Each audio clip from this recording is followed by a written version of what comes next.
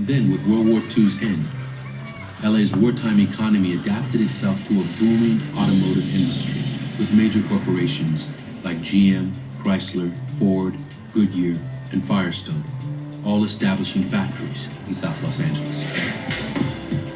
You work in a factory, you got good benefits, you could buy a house, you could buy a car, you could raise a family, you could live a working class or lower middle class life.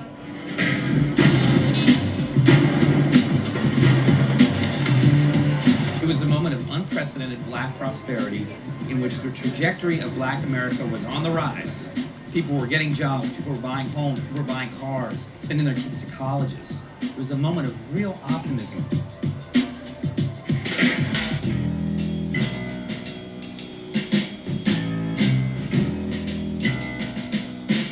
In the late 1950s, you begin to get the first wave of what came to be called deindustrialization.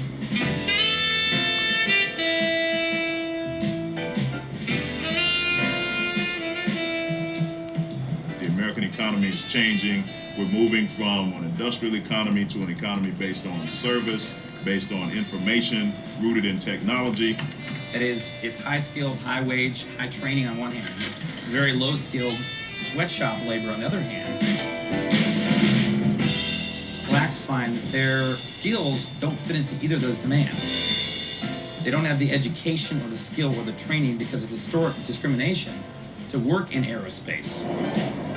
On the other hand, they don't feel any desire or need to go into the low-skilled service sector jobs like hotel cleaning, like sweatshop work in downtown LA, because they don't perceive that as jobs that American citizens should have. We're not talking about people who had careers. We're talking about people who had jobs. If you have a job, you are dependent upon that job. So when that factory closes, you are, in essence, ass out. By the late 60s, you see those plants beginning to disappear. When they disappear, there's virtually nothing left in their wake.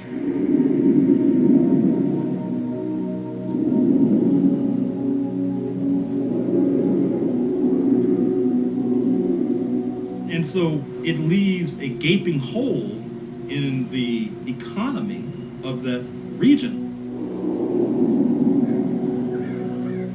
with consequences that are just enormous.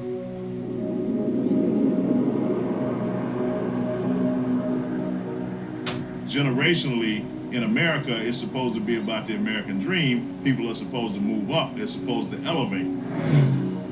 We're talking about a situation where, in actuality, it went in reverse. The children, over time, began to do worse than their parents. In America, black people are treated very much as the Vietnamese people or any other colonized people because we're used, we're brutalized. The police in our community occupy our area, our community as a foreign troop occupies territory.